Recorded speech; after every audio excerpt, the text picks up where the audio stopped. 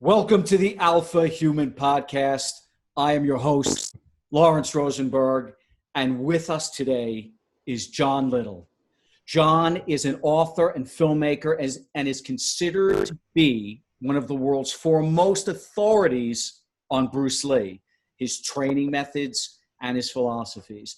John was actually selected by the Bruce Lee estate as the only person who has ever been authorized to review the entirety of Lee's personal notes, his sketches, his reading annotations. And John directed, wrote, and produced the notable documentaries, Bruce Lee in his own words, and Bruce Lee, A Warrior's Journey for Warner Brothers, as well as authoring the book, The Warrior Within, The Philosophies of Bruce Lee.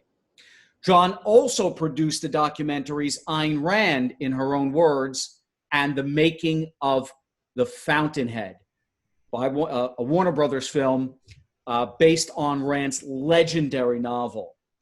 Now, John is also very well known in the world of fitness and bodybuilding, having penned numerous articles for Joe Weider and Muscle and Fitness, Flex Magazine back in the day, and has written some of the most well-respected books on the subject of high-intensity training, including Body by Science, Power Factor Training, and more recently, The Time Savers Workout. However, some of John's most notable efforts in the world of bodybuilding stem from his time spent working with and as a close friend of Mike Mentzer, the legendary golden era pro bodybuilder from the late 70s and 80s, who was the only Mr. Olympia competitor to ever get a perfect score of 300 in winning the heavyweight class at the 1979 Mr. Olympia. John authored the book, The Wisdom of Mike Mentzer, and co-authored the book, High Intensity Training, The Mike Mentzer Way, with Mentzer himself. John, welcome to the show.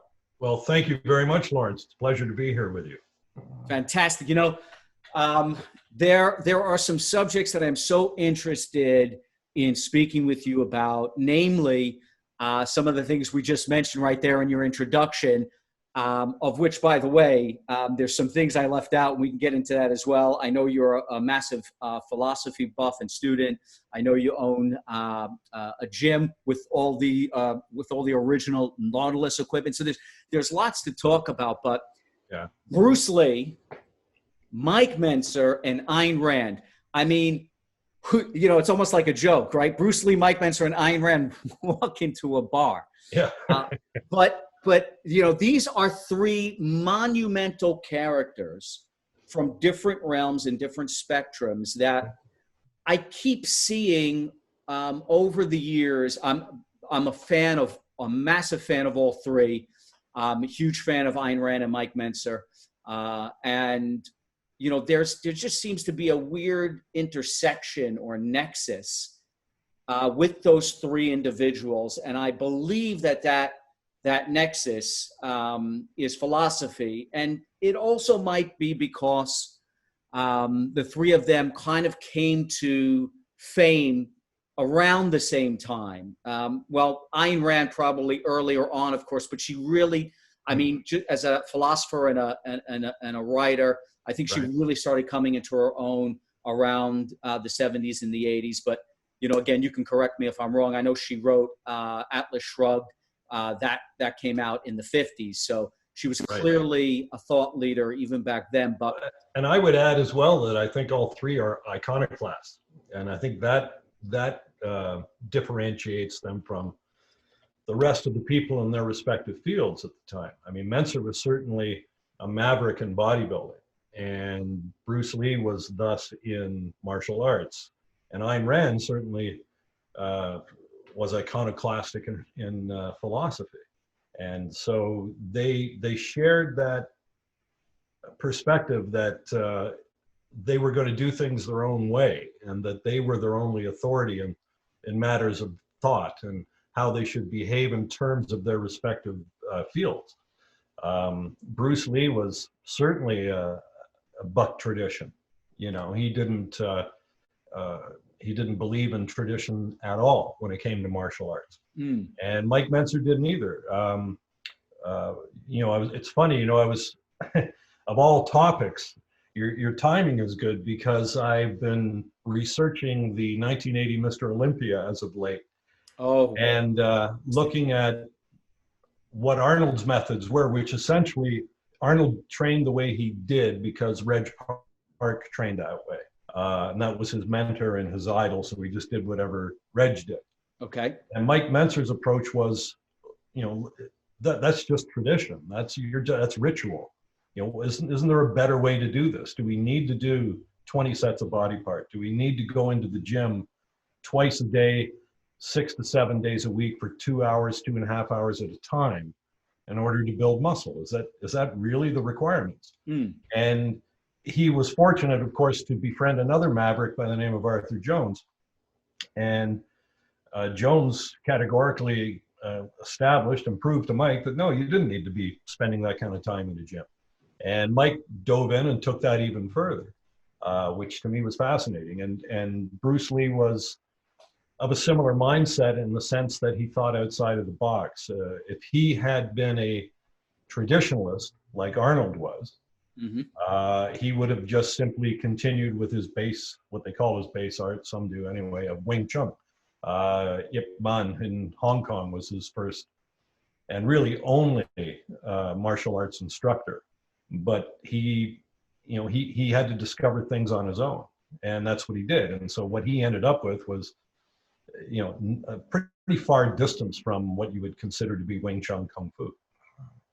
So, okay, this is great, because I actually want to start off, and all the topics you just mentioned, I want to ask you about a bit deeper, but perfect segue to talk about Bruce Lee. And, you know, if again, you know, just from that nexus of philosophy, all three are iconoclasts. Yeah. What was Bruce Lee's, you know, everyone knows Bruce Lee as the legendary martial artist, but, you know, he was, I believe he's probably an autodidact, and he was probably a bit of a genius in many different things, but he was also a philosopher, or he certainly studied philosophy as much as he studied martial arts. What was Lee's philosophy? Well, it's funny, I've written books about it, but it's very difficult to put in a sentence. His philosophy was similar to Abraham Maslow's psychology. It was about self-actualization and to know yourself and to express yourself and to find out what you are capable of, as opposed to just going through a little sausage factory like a lot of educational institutions are, and getting a piece of paper that says that in someone else's eyes, you have become a knowledgeable person. His thought was, well, his own quote was, all knowledge ultimately means self-knowledge. And that was an interesting quote. And I remember hearing that really before, to me, it was an abstraction. I couldn't hook into it somehow. Right. Until I interviewed his son, Brandon Lee, shortly before his untimely passing. And I asked him a question that had always irked me about the martial arts. And that was a so-called spiritual component to the martial arts. You know, we always hear in some of the Eastern disciplines about mind, body, spirit, but they never define these things. And so I asked him, I said, do you think there is a spiritual aspect in the martial arts? And he said, yes. But then he provided me a definition that I could accept and live with. He said, when one heads down the road towards self-mastery or mastery of any craft, he said, let's say martial arts, you're going to encounter obstacles that are going to throw themselves in your path as you continue your journey. And he said, and how you deal with those obstacles, how you deal with overcoming them successfully or being set back by them, can reveal to you a lot about you, yourself. He said, if you're open to that experience. And he said, in that respect, he believed that the term spiritual had to do with what you learn about yourself, your character, your person. It doesn't have to be imbued with a mystical term like a soul, but it's just about you. And what's interesting is Mike Mentzer also defined spirit as that part of you which allows you to know yourself. So I think without getting too abstract, that a lot of it has to do with your relationship to the world, your relationship with the environment, with the society, with your chosen profession, or even with your passion, whatever your interest is. But it's not just going and doing it and then forgetting about it for another week. It's, what did it mean to you? What did you learn from that? What was the experience? Did it leave anything with you? And as you know, a lot of our day-to-day interactions, you'll have a different experience tomorrow than I will, let's say. Mm-hmm. And consequently, that will leave an imprint on you of some sort. You liked what happened, you didn't like what happened, you thought maybe this could change. And every human being on this planet has these experiences, and they're all unique to that human being. And that's, what you learn from that, you learn about yourself. You learn what you like, you learn what you don't like, you learn what you'll stand for, you learn what you'll tolerate and what you won't. But again, if you don't take the lessons that these opportunities give to you, then you're just a mirror that just, whatever passes in front of it, you reflect it briefly and then wait for something else to reflect. So there's nothing tangibly meaningful about your very existence. Your whole your whole life could be a fraud in some respects if you don't really learn who you are in all of this. And of course, to tie into your original suggestion that there was a philosophical underpinning connecting those three people. Mm-hmm. Ayn Rand was of a similar mindset, not in terms of spirit, but in terms of yourself. It's about you. I mean, the whole virtue of selfishness is about you. And what you have to determine what is in your best interest, what's for you, what's against you. Is it in your best interest to trot over other people's rights like some sort of brute? Or is it more in your interest to, live in a civilized society and get along with people and do things like that? It has to do with rational self-interest or enlightened self-interest, perhaps might be a better term. Right. There's definitely she makes quite a distinction with respect to self-interest. It's rational self-interest, yeah. Right? So a lot of people get that wrong when they see the title of her book. Almost everybody gets it wrong. Yeah.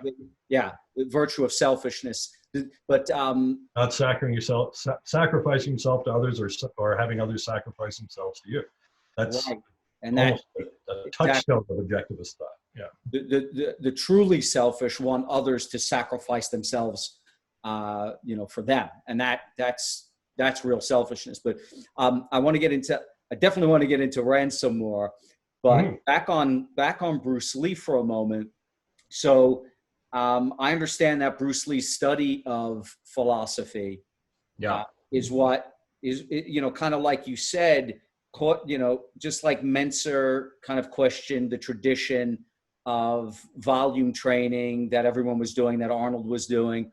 Bruce Lee's study of philosophy kind of caused him also to question why most martial artists seemed more concerned with preserving traditions rather than looking more deeply to find. I think absolutely, yeah, absolutely. Right? He said he was looking to find, or that they weren't willing to look for the ultimate truth of martial art. What is that? I'm sorry, did you say he said don't look for the ultimate truth? No. I said that he noticed how so many martial artists of the time were more concerned with preserving tradition than with looking to find what he called the ultimate truth of martial arts. Mm-hmm. So I was wondering, do you have? Well, he used to say that the truth lies outside of any fixed system, because it lies in the individual explorer, the one who's exploring this martial way. So, Bruce Lee was not a traditionalist. He considered every style in the martial arts what would be the synonym, a cage. Every style is a cage. And the reason is because a style defines itself by telling you what it doesn't do, what it's not. Like if you're doing judo, you're not doing kicking. So they don't do that in judo. Right. You're doing grappling, you're doing arm bars, you're doing chokes. And if you start throwing kicks, well, whatever it is you're doing, it's not judo. So that's the tradition they preserve. Similarly, if you are a boxer, you're going to use your hands, jab, cross, hook, uppercut. You're not going to knee somebody, like a Muay Thai fighter might. That's not in the style, if you will. And in certain other styles, like karate or certain styles of kung fu, there is no grappling. Last place in the world you want to go is down on the ground. And so to him it was like anything that restricts you. You can't do this, you can't do that. That's restricting human expression, because you have four limbs and a head, and you can use all of these as weapons if the opportunity presents itself. And in a case of life and death, that might be the difference between life and death, is not adhering to the style, which only works under these certain restrictions and rules, and a cooperation with the other fellow who's practicing it, or a lady who's practicing it. It has to do with total freedom. And the weird thing about martial arts is you can't predict how you are going to be attacked. So you can't have a rehearsed routine for dealing with this, especially in this day and age. And even Bruce Lee knew that back in the 70s. I mean, if you look at his famous line from Enter the Dragon, when he's recruited to go to Han's Island to take part in this martial arts tournament and bring down the evil Han, he says, why don't you just pull out 45, and settle it, shoot somebody. And he also said in an interview with Pierre Berton, he said, you don't go around on the street kicking people and punching people these days. He said, because if you do, somebody's going to pull out a gun. And it doesn't matter how good your kung fu is, it's not going to stop a bullet. So the idea is you have to do what you can't restrict yourself. And the way he trained was that his movements were reflexive, like echo to sound. So that he didn't even know how he was going to respond until the situation presented itself. So what kind of turned him off was people that would do and you still see it all over the internet nowadays. People doing, a student will come in with an overhand strike, and the teacher will block it, and then he'll do this, and then he'll do that, and then he'll do this, and the other guy's just standing there, and that never happens in a fight. I mean, if you have ever been in a real fight or have witnessed a real fight, I mean, it is pandemonium. There's no stasis involved in a real fight. So all these moves look wonderful on the internet, but they're useless. So his whole thing was a style is a cage. And so get rid of the cages. And some people have misinterpreted that to mean study a whole bunch of different styles. But that just means go into a whole bunch of different cages. You haven't liberated yourself from anything. So he, okay, so speaking about his fighting style, in that film, in that same film, Enter the Dragon, he's asked, what's your style? And he said, you can call it the art of fighting without fighting. Yeah. The art of fighting without fighting. What does that mean? Well, it just means my interpretation of it is simply that a human being's greatest weapon is not his fist or his foot, it's his brain. Ayn Rand would agree. And that's our means of survival. It's our means of self-defense. In fact, our brain is what informs our movements, even in the martial arts. So it is our strongest weapon that we possess for self-defense. We don't have claws like a tiger. We don't have the power of an elephant. We have a brain. And if you use your brain, you should be able to avoid conflict before it starts. Bruce Lee taught a women's self-defense class back in Seattle in the very early 1960s. Okay. And most of what he counseled his students in that class was simply to use your brain. Walk on the illuminated side of the street. Don't go in the shadows. Don't walk into an area where there is no escape. If you happen to be attacked, go for the most vulnerable, areas that are open, eyes, groin, throat, and then run like hell. And to me, that is the soundest piece of self-defense advice I've ever heard. You don't have to go to a class 3 or 4 days a week to learn that. And if you use your brain, just almost instinctively, if there's a potential for trouble.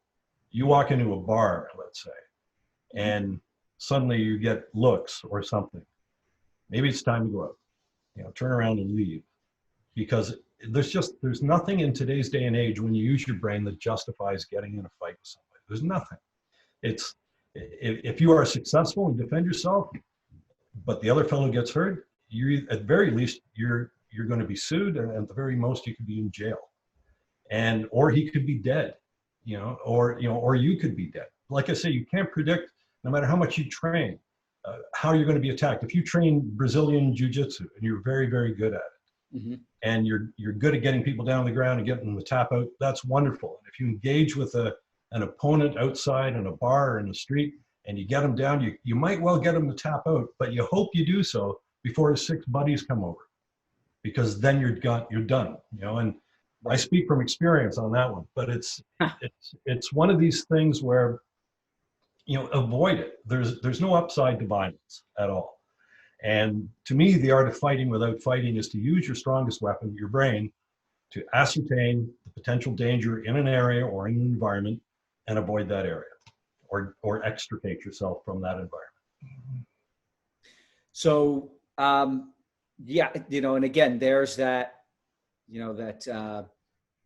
that link with Ayn Rand and the mind being really your, everything, in defining yourself and your being. And, again, there's just these parallels that we find in Rand and Lee and Mentzer. Yeah. I think in people that try to look beyond superficial barriers or mores will tend to see truth, if you will. Oftentimes, what they see is something that isn't true, but at least that's a lesson. That's one more off the list, of what is true.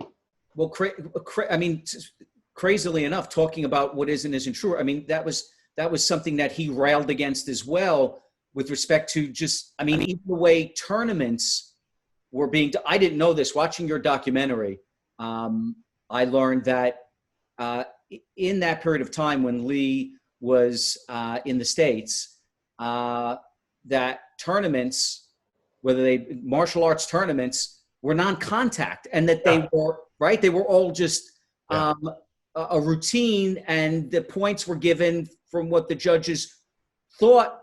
That fake kick that didn't connect, that would have probably hurt, and or damaged the opponent. So we're going to give you points for that. But there was no contact. No, there was no contact at all.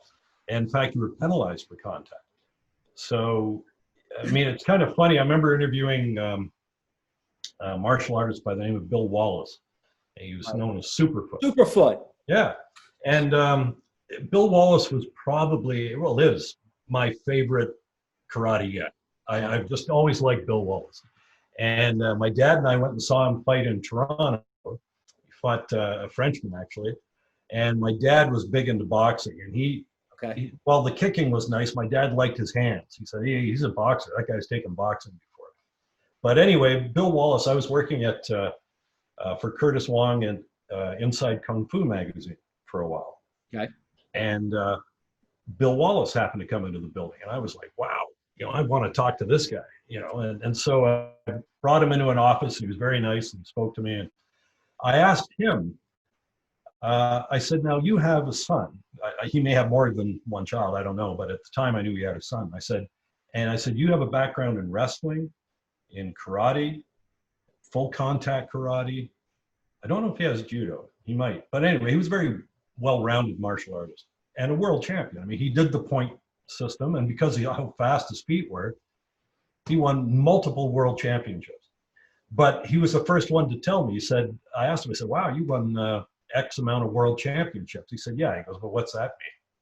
I said, well, it means you won these world championships. He said, no. He goes, you got to understand. He said, back in those days, he said, I could go to Chicago and fight 4 guys from Chicago and win the world championship. He said, it was nothing. It just who happened to show up at the tournament that time. Wow. So he said, those titles didn't mean much. And then he carried that into full contact kickboxing, or karate as it was called back in the early 70s. And he was awesome in that. I mean, he not only did he have nice technique, which he used in his point karate days, but he was lethal when he was in the ring with the speed of his limbs, you know, and the agility. But I asked him, I said, you have a son. I said, you've been through all these martial arts. What would you teach him if you wanted to teach him how to defend himself, you know, when he goes to school or whatever? And he said, well, first of all, he said, you've got to understand there's a distinction between martial arts and self-defense. He goes, they're two different things. Right. He said, and his advice to his son, he said, hit him in the soft spots, groin, eyes, throat, and run. Same thing that Bruce Lee taught his students, self-defense. So that's the thing. I remember when the Kung Fu boom came out in 73, I was 12 years old. Okay.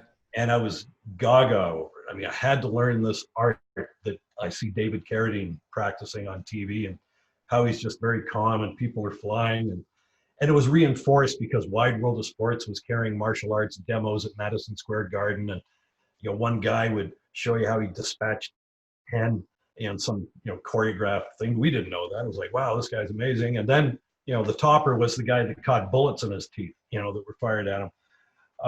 But anyway, I studied martial arts formally and enrolled in a cornered karate studio, of which they were everywhere back then. And I remember hitting it diligently because in my mind, that's how Bruce Lee trained. It was hours and hours and hours every day in order to, you know, become the way Bruce Lee became. Mm-hmm.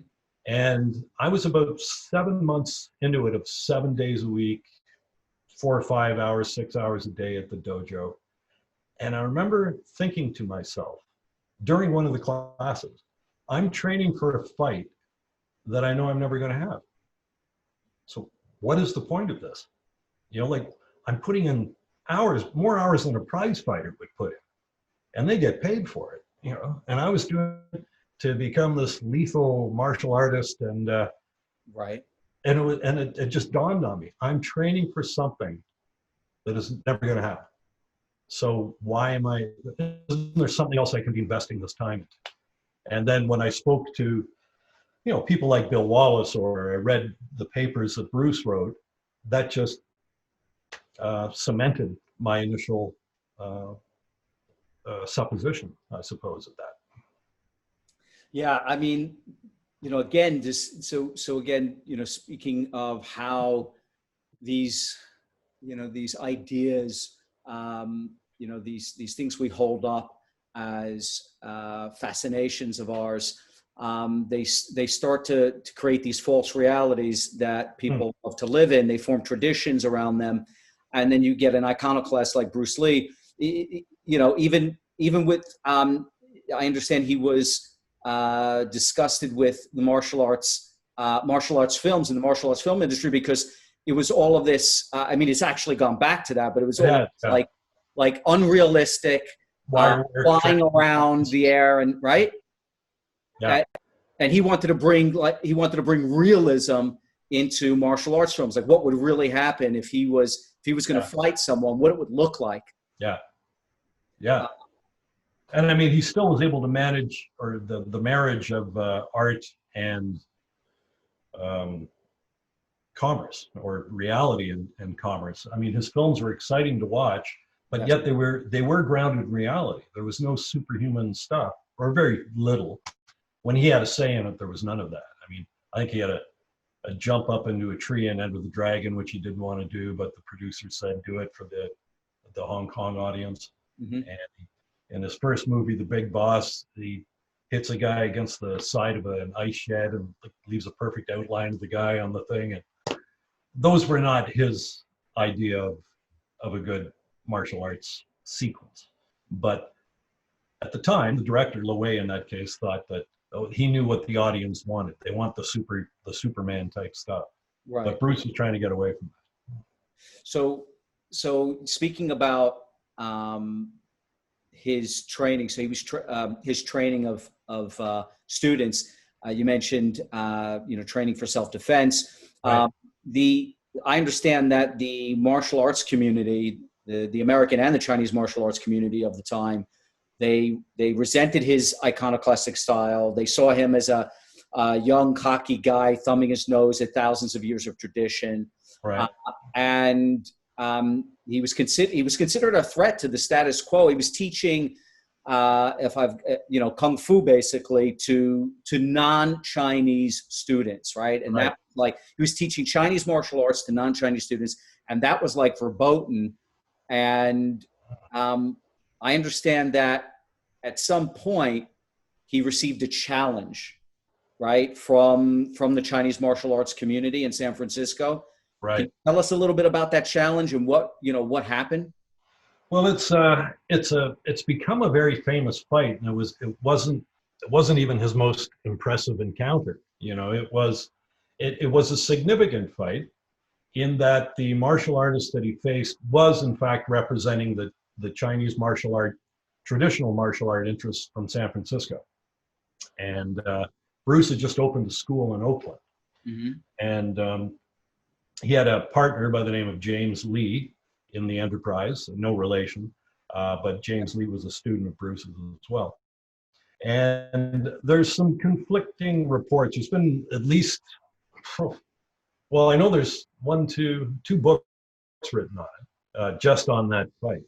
Okay. One is Showdown in San Francisco, and the other is, I should remember this. It's the most recent one. Striking Distance, I think it's called, where they examine it. So here are the various theories that I'll try to run through the funnel here.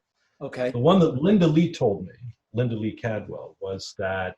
And that was his wife. That was his wife, yeah. Right. She was 8 months pregnant at the time when a group of about 6 Chinese martial artists showed up at Bruce's school, or Kun, in Oakland. And they presented him with a scroll, which was a challenge.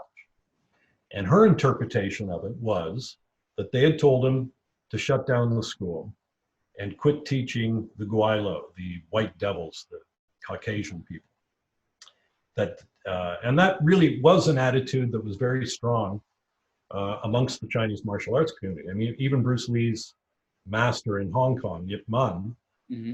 Thought it was strictly for the protection of the Chinese people. So, the old adage, you never give your enemy the sword to cut your throat. That's kind of how they viewed it, because they viewed, well, a lot of these Westerners are bigger than us to begin with, like a taller, of a bigger stature. Why would you give them we cultivated over hundreds of years, you're making us vulnerable. Mm-hmm. So, excuse me. So anyway, this fellow came in with the representative's name is Wong Jackman, and his 5 associates. They came from San Francisco over to Oakland, and Bruce said, "Okay, let's get it on." And it was just Bruce and this guy. But according to Linda, as soon as the fight started, Wong Jackman basically recognized that he was outgunned pretty quickly and turned and tried to escape. Not to go out the front door, but just to get away from Bruce, And so there was a change room which had one door, you go in it, but there was another door to bring it out. It was like a Three Stooges routine. I mean, Bruce was chasing him around and hitting him, and then finally got him up against, near the door, there was like a little, it was like a bay window in the door, and it had a little dip, I guess, or partition, semi-partition. And the guy tripped over and went down. And of course, Bruce was on top of him and basically kept pounding him and saying, "Do you submit?" in Cantonese. And the guy finally said, "Yes, I do," and he was taken away. That was the version that first came out. Okay. And it came out, it was published in Linda Lee's book called Bruce Lee, the Man Only I Knew. And it's the version that she confirmed to me. Okay. I spoke with Bruce's students from Oakland, a fellow by the name of Alan Joe and another one by the name of George Lee, and they confirmed that that's what happened. And they weren't present at the time, but Bruce told them immediately afterwards. And then a student of Wong Jackman decided he was writing a book. First, it was an article in one of the karate magazines about 2 or 3 years after Bruce had died, where no, it wasn't anything like that. It was, number one, Wong Jackman held back. He didn't even use his most lethal killer techniques out of, just because that's the kind of gentleman that he was. And Bruce overreacted and was hot-headed and tried to scratch his eyes out. This guy could have killed him if he wanted to. He got him in a position and, had this dreaded strike ready to unleash on him, but for one reason or another, he didn't. And apparently, from their version, the fight went on for 20 minutes. Right. And it had nothing to do with Bruce teaching foreign students. It had to do with Bruce giving a demonstration at a theater in San Francisco to announce the opening of his martial arts school. Bruce was like the halftime show. He'd come out and do a little demo and then say, hey, if you're interested in kung fu, come back to my school in Oakland. I'd be happy to teach you. But apparently that was taken as a threat or a challenge to the established Chinese martial arts in San Francisco. So they didn't want to let that go, and they selected a guy to go and fight him. And apparently this, according to that version, it went on for 20 minutes, and then eventually there was no clear winner, and it kind of petered out, and this guy went home, and that was that. But Matthew Polly, who recently wrote a biography on Bruce Lee called A Life, interviewed one of the guys that was there with the opponent, Wong Jack Man. Mm-hmm. And he said that pretty much it was a result of Bruce saying something in this theater which offended the Chinese martial arts community. But the fight was pretty much as Linda had described it. It was over very quickly. It lasted, I would doubt it went more than a minute and a half before Bruce got him down, and then they took him away, and he didn't come back to Bruce's school ever again. But he also revealed that this fellow was wearing a studded bracelet under his kung fu jacket, which is kind of like having loaded gloves in a boxing match. But so he may have spared Bruce the lethal killing kicks and the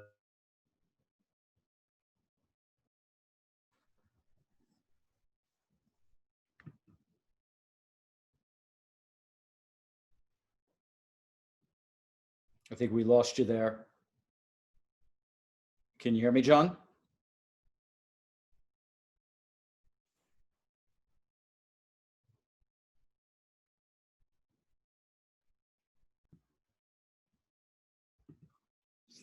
And we're back. So we had a bit of a snafu there. We lost John, not for a few minutes or for a few hours, but a whole day. John, what happened? A tornado came into town, knocked out the power.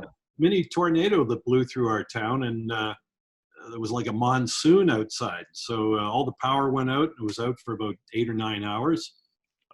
Came back on actually about 3:30 this morning. So wow. Unfortunately, it interrupted our discussion. So, well, we're back, and we can get right into the the nub of this thing, because we were on a roll. We were on a roll. We had just finished talking about the challenge that Bruce Lee was faced with by the martial arts community in San Francisco, who were none too happy about him training non-Chinese, the Chinese martial arts.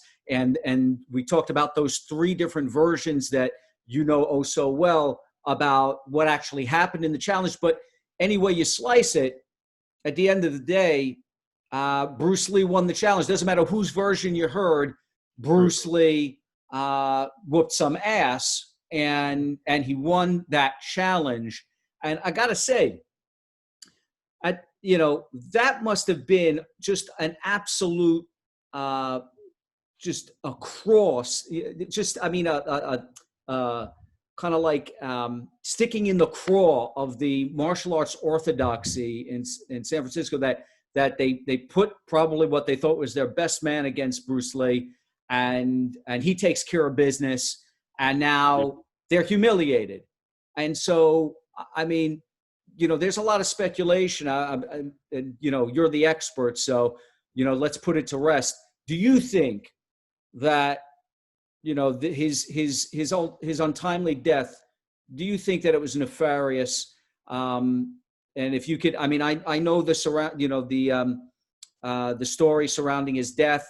He ended up being given, his mistress supposedly, or the woman he was starring in, was going to be starring in a film with, gave him supposedly an analgesic. Next thing you know, an hour later, he's dead. But you're the expert. Do you think there was anything nefarious about his death? Well, two parts to that. First is I can't say that I'm an authority on that subject. When I did my work with the estate, I was really focused on what Bruce did while he was alive. So Okay. July 20th, 1973 was when his story ended, in terms of, you know, producing and contributing to martial arts and film, etc. But like most people, I mean, how can you not be intrigued by the sudden death of a fellow at the age of 32, who was in the peak of physical condition by appearances anyway. And what I try to do is listen to the various versions that people have advanced over the years and see if they're reasonable. And one and all, I can't say that any of the conspiracy theories tend to hold up. Okay. For example, I'll give you one example. They said that Raymond Chow, his production partner, had him killed because Bruce was threatening to take some of his stuntmen and head to the United States to begin his international film career. And that would have represented a huge loss to Raymond Chow, and so he stepped in and had Bruce taken care of. Mm-hmm. There's a few problems with that. First and foremost is that they had just completed Enter the Dragon, and Raymond Chow had put a lot of his own money into it. Okay. Bruce was scheduled to appear on the Johnny Carson show and to do some heavy international promotion for the film, which would make money not just for Warner Brothers, but for Raymond Chow. So for him to kill the golden goose before he earned his money back, before the release of the film, seems a bad business decision from a man who was a very good businessman. Okay. And I was with, actually, interestingly enough, I was with Dr. Doug McGuff, who was my co-author on the book Body by Science. Mm-hmm. This was 6-7 years ago. We went to Fiji. Tony Robbins had flown us out to do a television program with him. Okay. And we got to talking while they were setting up cameras and things like that. And he was asking me about Bruce Lee and how he died. And I said, well, the official cause of death was accidental death, death by misadventure, technically they called it, because he was hypersensitive to an ingredient in equagesic, which was the analgesic you referred to. It's like a super aspirin, basically. Okay. Which this woman, Betty Ting Pei, had given him because he complained of a headache. And he said, was it cerebral edema he died from right away? And I said, yeah, sudden swelling of the brain, cerebral edema, that's what he died from. He goes, well, that's why they pulled that particular brand off the shelves. It did cause that effect in some people. Wow. So, you know, in other medical people I've spoken to, they are not as flummoxed by cerebral edema as a cause of death as most of the fans were. You know, for someone like Bruce Lee, you think it would have to be some massive army that took him out or something, but you know, people, athletes, regular folks die every day of cerebral edema, sometimes due to altitude differentials, sometimes it's just like a genetic time bomb that goes off, and sometimes it's a hypersensitivity that they're unaware of to a particular ingredient in something they consume. What a tragic loss from something so innocuous. Yeah, no kidding. Yeah, tragic. I'm curious about, okay, so we've dispelled that, well, hopefully we've dispelled that. I don't know, after conspiracy. all these years, I'm sure another fire will start up somewhere else of conspiracy. No doubt, but I got another one for you. Not so much a conspiracy, but certainly a portrayal, or you know, how Bruce Lee may have a persona that we've all taken for granted because he's near and dear to our hearts and we admire the man and he's a legend.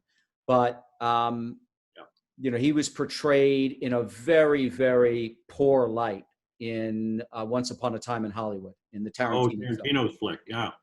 right? And Yeah. it's interesting because, I guess from the outside, the outside looking in, we know we've got a really cocky guy who is just cocksure of himself, and thumbing his nose at tradition, and really bright, really ambitious, and I guess there's a more I guess there's another way to portray him. I guess maybe some people might have looked at him the way that Tarantino portrays him, as just this blowhard, but I don't know. Certainly from all the footage that you've seen, all of his writings, he doesn't really come across as the buffoon Tarantino made him out to be. And then to have this stuntman, who's actually, I understand, was based on a real stuntman, basically whoop his ass in the film. It just, I don't know, it doesn't ring true. But again, you're the expert on Bruce Lee. What are your thoughts on how he was portrayed on Once Upon a Time in Hollywood? Well, I don't think Bruce Lee was cocky. He may have been perceived that way by people who didn't know him. But Okay. cocky is sort of an attitude one projects when they don't have the ability. They want you to assume they have it. Bruce had the ability, so he didn't need to be cocky. And it's funny to tie it into Mike Mentzer. I think there's a similar meaning of terms here. Okay. He told me once he went to a psychic party. This is Mike Mentzer. Okay. He and his girlfriend went to sort of just a party. And he said everyone there was sort of reasonably well-to-do. And for the entertainment, they brought in a psychic who would analyze couples and tell them about their relationship, going into the future and everything. And it came Mike and his girlfriend's turn to go before the psychic, and they did. And when they came out of the room, all the guests at the party gathered around and said, "Oh, isn't he fantastic? Didn't he tell you stuff about yourself?" And Mike said, well, he was very good at picking up on body language and things like that. But no, it wasn't anything supernatural about it. And one of the people that was in the room with him got really combative about it and said, "What makes you so arrogant?" Right. And Mike said, "Well, that's the highest compliment I've had in weeks." He said, I'm not arrogant. I'm self-confident. You failed to make the distinction, so I'll still take it as a compliment. And I think that's what Bruce Lee was. He was self-confident, and he knew what he could do. He didn't just think, "Oh, I'd like to be this super guy." In terms of capabilities, he knew what he was capable of. And as he once said, if I tell you I'm good, you'll think I'm boasting. He said, but if I tell you I'm no good, then I'm lying. So he was very confident. And I think self-confidence can be misconstrued for arrogance or cockiness by people who maybe don't know you quite so well, just as in the case of Mike Mentzer. So anyway, I'm sorry, I'm that's not a great, we made your question about Tarantino. Great analogy. But he, the Tarantino claims to have based Bruce's claim in the film, or the Bruce Lee character's claim in the film, on being able to beat Muhammad Ali on a statement made by, I forget who it was. I want to think it was Robert Klaus, or at least Klaus's version has been passed around, that Bruce was looking through a magazine on the set of Enter the Dragon. There was a picture of Muhammad Ali, and Bruce said to John Saxon or somebody, "Well, I'm told he and I are going to have to fight someday." He said, "But look at the size of his hand versus the size of my hand." He said, and according to the quote, he said, "Mine's just a little Chinese hand. He would kill me." I don't believe that anecdote. I know that when Bruce Lee went out with I believe the son of the boxer Gene Tunney, Bruce and his wife and the senator, he was a senator then, went out with his wife, and they were having dinner, and this fellow was quite impressed with Bruce. He said, "How do you think you would have done against my dad?" Not Jack Dempsey, but Gene Tunney. Bruce said, "Well, I'll tell you the truth, I could probably beat anyone in the world." I mean, he was Bruce wasn't lacking confidence, but as far as Bruce going around saying, I would beat Muhammad Ali, no, he wouldn't. I don't believe he'd say that. Not because he lacked confidence should an encounter ever develop between he and Muhammad Ali, but he just, number one, there was no chance of that ever happening. And number two, he respected him too much. He was a huge fan of Ali. He used to watch Ali's movements in a mirror. And the reason he watched it, he'd project it through a mirror, was because Ali was always a conventional stance, left hand forward, power hand, right hand back. And Bruce's philosophy was you should always put your power side forward. So he needed to reverse it, and he wanted to see how Ali would move with his power side forward. So he learned a lot by observing Ali, just as he did Sugar Ray Robinson and great boxers like that. But Bruce wasn't a guy that went around looking to challenge people or to make statements, especially on the Green Hornet. I mean, it was 1966. So he wasn't going to be, throwing down challenges and boasting that he was better than the heavyweight champion of the world. That just wouldn't have happened. And as far as the stuntman's anecdote, I think I know the stuntman to whom you're referring. And whenever I've tried to fact check that guy, I come up empty. So I think nobody anticipated Bruce Lee to become what he became. And consequently, people are put on the spot many years later after Bruce died and became this big thing that they want your attention because they touched the hand that touched Bruce Lee. And so they got to come up with something. And martial artists are the worst in that regard. Because it's not enough that they knew him.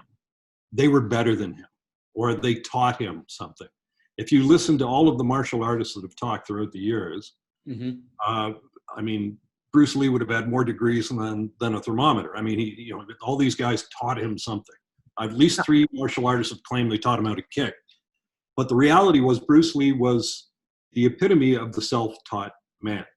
He would just go and practice. And if he saw a technique he liked, like a particular kick, he'd work on it until, in the words of someone like Jun Rhee, who was considered a grandmaster in Taekwondo, he said, I'd show Bruce a kick, for example. And he said, and I'd go back to Washington. Bruce was in LA. He said, when we got together again, he was doing it better than I was because he just practiced the hell out of it, until it was an extension of himself, if he thought the technique had value. Well, my understanding was that at the time, I guess when he was in Oakland, that and he had his schools, that all the champions were coming to him to be trained. Chuck Norris was a student of his. That was Los Angeles, actually. Yeah. Los Angeles, okay. Yeah. They did, and then most of them promptly denied it afterwards. Because it's not good for their reputation to be seen as perceived as subservient to somebody else, But the reality was, I've seen Bruce Lee's daytime diaries. I know who he trained and who he didn't. And when a martial artist, for example, Chuck Norris, claims, well, he didn't teach me. We just worked out together. We shared ideas. And there's no indication of that in the daytime diaries. There's not one notation that says, oh, Chuck showed me this, or Chuck taught me that. But there is an indication that Bruce taught him Chi Sao, which is a Wing Chun exercise for developing reflexive sensitivity. So, these guys were world champions. They all had egos. So, and Bruce Lee was a guy whose attitude was, show me. If you're that good, show me what you got. And it's undoubtable that he would have had that conversation with these people. And shortly after that conversation, they went to his house. He didn't go to their house. Right. Came to his place. And they wanted to learn what he had. And these are not only very good, some would say great martial artists in their own right. They were world champions. So the ego had to be, astronomical for them to think that this guy can teach me something. Yeah. Without obviously for them to think that, it wasn't just a conversation that, Chuck Norris claims he had in an elevator with Bruce Lee, and then stepped out into the hallway and they exchanged techniques until 2 a.m. Bruce showed him something pretty definitive, and shortly thereafter Chuck was at Bruce's house learning from Bruce. Yeah, I mean, I'm not surprised. Again, he just invested so much of his time in knowledge, in learning, in philosophy, and studying the human body. I mean, he was multidimensional. There's a quote that I want, I think it's in one of the films where he says, was wondering what your opinion is on this, but this is how deep the guy goes, right? It's like he said, like everyone else, you want to learn the way to win, but never to accept the way to lose. He Mm-hmm. said, right, to accept defeat, to learn to die is to be liberated from it. So he says you must free your ambitious mind And and learn learn the art of the art dying. of dying. Right. Yeah. Yeah. What, Well, that's a Zen maxim almost, which is the art of detachment. And to put it in more common parlance, it would be, always fear the man who's got nothing to lose, because right. he's not holding back, and if you are already dead mentally, then you have no fear of death when you're facing an opponent. If you react that way, that you've got nothing to lose. So, you're gonna fight till the very last ounce of ATP energy is out of your system. And again, if you have nothing to lose, you don't care. You'll take 2 or 3 punches in order to land yours. So it's the art of detachment, and that goes to Zen, really, which Bruce was also an advocate of. Yeah. He was really into, and this is kind of help us transition to our next subject, but he was really into self-help. Yeah. In fact, right? So my understanding is, and again, I get a lot of my knowledge basically from your work, right? So, so I know you're the authority on this, and you'll know. But when he was laid up for those many months after he injured his back lifting weights, Right. and he couldn't do anything other than lay down or lay on his back for most of the day. Mm-hmm. He was reading, as I understand it, a lot of self-help books, a lot of psychology books. Yeah. And he ended up saying, I think if I got this right, he said, there is no help but self-help. Is that what he said? Yeah. He came to understand that there was no help but self-help. So you can't expect someone else to, swing the doors open for you. You're going to have to figure out a way to open the door yourself, basically, no matter what it is. And that's true. You can, and maybe you've experienced this. You've had close friends, and it's one for all and all for one. And then when the crunch comes, it's suddenly just you. Right. And so I think when you know that going into it, and that it's all on you, and you're the one that's got to work for whatever it is you wish, there's very little chance of being disappointed or disillusioned, which can weaken you on your journey. You just, as he said, full speed ahead, damn the torpedoes. What his wife said in your documentary about Bruce's interest, he read a lot of, while he was laid up, he read a lot of Krishnamurti. Yeah. And she had mentioned that what he really kind of connected on with Krishnamurti, the philosopher, was self-reliance, that concept of self-reliance. Well, that, and also Krishnamurti, who's a fascinating individual in his own right, had been selected by the Theosophists to be the new world teacher, sort of like a new Buddha, a new Christ figure. And they plucked him from a beach in India when he was a kid, he and his brother. And they put him through all the theosophy, which is almost like Aldous Huxley's book, The Perennial Philosophy. It's, we're all one with the universe and everything. Like quantum physics. So we're all, pulsating at different vibrations, and that's what separates you from the chair is the frequency of the vibrations, sort of thing. Mm-hmm. So they groomed him for this for a period of 30 years or so. And then, they were going to turn the reins over to Krishnamurti. This was his show at this point. He was the new world teacher, and they had a big coming out, and all the people that were theosophists from all over the world gathered to hear, Krishnamurti speak on this great moment. And when he got up to the microphone, he said, truth is a pathless land, meaning that there is no way to get to it, not one way to get to it. He said, and therefore, if you think you're going to get to it through me, you're mistaken, because you got to find it for yourself. And he also said that religions, particularly organized religions, he likened to cages, and you can see where this is going. They restrict you. They don't allow. They're an obstruction between you and the truth that you seek, and you have to be free from all of that, free from all religions and all thought and thinking and overthinking and all of this to squeegee that third eye, if you will, and see clearly what the reality is.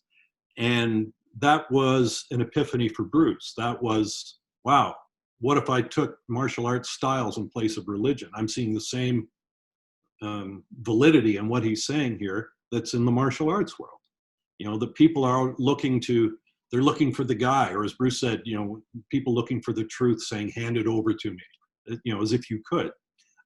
It's something you have to find for yourself. And you can't get it through a religion which is a bottleneck that goes through one individual, whether it's a Jim Jones figure or whatever. You've got to find it for yourself. And, even in the Bible, I believe, and I'm probably going to quote this wrong, but okay. Jesus is quoted as stating that, everyone looks for the kingdom of God, but basically don't realize that the kingdom of God is right here on earth. It's here. And you got to open your eyes to see it. And the Essenes, that old sect, that was their belief at the time. But when you go to Rome and you're pitching a religion that's going to get a sanction, and you say, well, hey, we're all one, and it's no one's any more powerful than anyone else, and we're all part of this big process. Right. And they go, yeah, next. And then, in comes another one, says, well, we got one guy who's a figurehead, and people are going to tithe 20 to 30% into us, and all flourish to us. Yeah, okay, you're our guy. We'll go with that. Right. Then you suddenly see a burning cross in the sky, when you're Constantine. So they, for Krishnamurti, it was get rid of that stuff. Get rid of the history, the nonsense, and just open your eyes to the reality and explore it. Go into it. As he used to say to his listeners, let's go into this together, and let's see what we can find. So Bruce was very big on Krishnamurti. He must have had, by my recollection, he had at least 16 of his books. He had 2 cassettes, might have been reel-to-reel tapes, actually, of talks that Krishnamurti gave. I don't know if he ever went over to Ojai, California, which is where Krishnamurti was based, but, when he was in LA, it's possible, I suppose. But yeah, Krishnamurti was a huge influence on Bruce, especially in the latter stages in the development of his art, Jeet Kune Do. Jeet Kune Do, which translated in English means roughly the way of the intercepting fist or foot. The word Kune just means fist or combat. He created his art based largely on fencing and boxing and his art of Wing Chun, using those principles, very short, direct, in terms of physics, right on the money. And one of the big techniques in fencing is called a stop hit, where you hit the guy with your foil or your saber prior to him hitting you. You intercept his attack. And Bruce thought, well, let's remove the épée and let's go with our hands and our feet. The same principle applies. So Jeet Kune Do, interception. It was an art predicated on interception, intercepting the opponent before he gets his attack to you. But I think after reading Krishnamurti, he realized, okay, I've just created a new cage. It's the way or the cage of interception, which means I have to wait for an opponent to make a move to intercept it. You can't intercept it unless the other guy's moving for you. Otherwise, there's nothing to intercept. And that's when Krishnamurti sort of took the veils off his eyes and he said, whoa, we got to go beyond this. It's got to be completely free. So if I want to attack and I have an opening, I'm going to take the attack. I'm not going to wait to intercept somebody. Not that I'm throwing interception out. It works, but I'm just going to go with what works and then see what opportunities present themselves when I face an opponent. It's amazing. I guess a lot of that time period, I think this is when the whole, whether it's Krishnamurti or, some of the other writers of the time, Ayn Rand, we'll get into that. I mean, there seemed to be moving away from this idea of psychology and or practice of psychologists to help, help you with your problems or free you of your problems. It's funny you mentioned that, because I likened Bruce's final stage of Jeet Kune Do when he was, before going to Hong Kong to start his film career. Mm-hmm. He was still teaching, but he was teaching privately. And I likened him to kind of like the country doctor who would visit the patient. And he had his little black bag to help cure the patient. And Bruce's little black bag consisted of a kicking shield, focus mitts, and training apparatus. Mm-hmm. And he would go, and if you ever watch some of the backyard videos of Bruce training, say, James Coburn, right. He would videotape them. And they'd go through whatever their workout was. And then Bruce would go home, and he would do a voiceover on the tape to say what they needed to work, or what Coburn needed to work on, etc. And invariably, he was saying, you need to free the burden of your mind. You're thinking too much about how to do the technique. Essentially, you're thinking about, will it be good enough? Am I doing it the right way? Is this going to hurt? He said, you got to get rid of that. Just go with it. Just go with it. He said, it's like, echo to sound, or if I throw a ball and you catch it reflexively. That's the way these techniques have to come out. But it was all about, again, easing, as he said, his quote, ease the burden of your mind and just do it.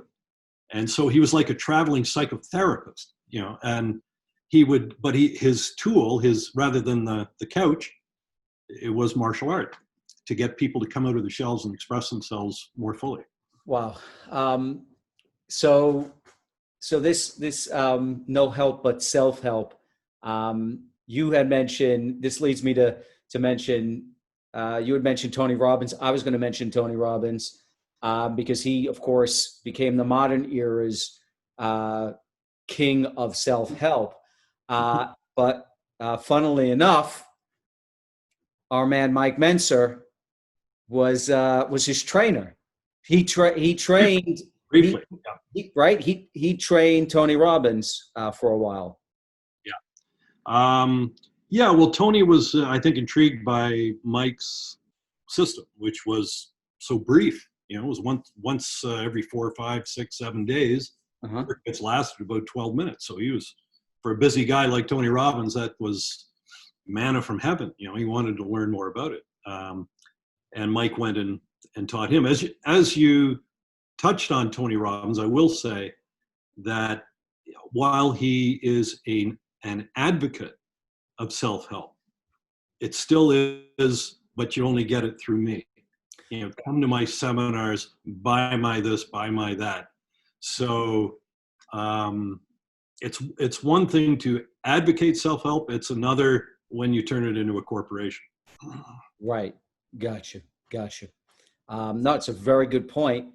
And so, but I know the movie The Life of Brian, Monty Python. Yes, a long time ago, but yes, my kids actually love that film. Yeah, no, there's a great scene in it where Brian, these people mistake him as being the Messiah, and right. they start to follow him. These apostles and people that want all these miracles to be done, and he gets fed up. And he goes, "Listen, you don't need me. You don't need anybody. It's all you. The message that we've been talking about. You don't need anybody. And so, but then they're like, well, how do we do that? Or he basically told them to F off. They say, oh, how shall we F off, oh Lord? And it's, it's like, it just, for some people, it just doesn't take. Now, the thing is, and that's what Krishnamurti said, by the way. You don't need me. You don't need anybody. Bruce Lee said the same thing. He said, I am a signpost. Don't take my way as the way. You got to find out for yourself. Yeah, I think Tony Robbins was, in all fairness, was always looking for, he was always looking for a hack, right? A hack, something that the best used in order to achieve something, and then modeling that behavior so as not to go through the same journey of making mistakes that could take years. He was always looking for those kinds of hacks to help make himself and others more successful. in as an expedient fashion as possible. So I could see why, when he learned about Mentzer and his training and his heavy duty training principles, it must have intrigued him, because, if you talk about, a hack when it comes to, physical fitness or strength training. A hack in the literary sense there for a minute. Right. So I mean, a hack. Okay. Yeah, we're not talking about we're talking about a biohack, right? Gotcha. Yeah. So he's one of the original biohackers, but also business hacker, success hacker, and so I could see why when he saw, and one of his big things was to mirror those who have been successful. Which to me, and I think to Bruce, would be a step in the wrong direction, because if you're mirroring someone else, it has nothing to do with you. You're now role playing. You're not being yourself. You've discarded the you to become whatever this person is. And I see that rampantly, and it leads to an inauthentic existence for people. For example, if you were going to quote me, nothing but Bruce Lee and nothing but Tony Robbins, and I can't get to you. I don't know anything about you. We can't have a real connection, a human being connection. And I've seen that with people. If I wrote something on Facebook, which I do occasionally, and it'll be maybe a point on philosophy, some minor point. Okay. And someone will write, "Be water." And it's like, come on, just be original. It's not. And Bruce didn't even say that. It's used everywhere. Be water. The most recent documentary, Be Water, that was written by Sterling Silliphant, his student, based on Bruce's philosophy. Certainly, Bruce, in his earliest writings in the 1960s, talked about how a Kung Fu man tried to be like water in terms of adaptability. It can adapt to anything. But the words, put it into a teacup, it becomes the teacup, put it in a whatever, a bottle, it becomes the bottle. That was Sterling Silliphant's words. Sure, he worked with Bruce, and yes, he understood the philosophy, and yes, he jotted it down in a very poetic fashion. But there's nothing in Bruce's private writings or private recordings where he makes that statement. In some respects, I think his other statements are less poetic, but the prose is more comprehensible. So I don't know. It's just like I say, when I get people throwing quotes of other people to me, like it doesn't show me that you understand what you've read or what you've heard. It just shows me you're parroting what someone else said. Yeah, fair enough. There's my beat. With that said, though, certainly, you could see how if Robbins was looking for people who have been successful, and he comes upon Mentzer and his training principles, that is so unorthodox compared to what's happening at the time, and it certainly looks like an incredible biohack or certainly a more efficient and effective path to success. I could see why he would be attracted to that and why he'd seek Mike Mentzer out. So I want to then ask you, I think this is a great time to discuss what was, I mean, I know what it was, but for the benefit of our listeners, let's talk about Mike Mentzer's training then. What Tony Robbins went to seek out was Mike Mentzer's principles of what was known as what he called heavy duty. Can you kind of get into a little bit about what heavy duty training is and how that came about? Well, heavy duty training was the brainchild of Mike Mentzer after his own research, but also spending a lot of time with Arthur Jones, the man who created Nautilus machines. Jones was quite a character. I mean, he described himself as about 1,000 miles to the right of Attila the Hun politically. So, he was an intriguing guy. He was his opinions were held very strongly and with vigor. And he spent God knows how many millions of dollars into exercise research. And he created 40 or 50 prototypes before he sold his first Nautilus machine, paid for it out of his own pocket. but he was interested in what are the actual requirements of productive exercise.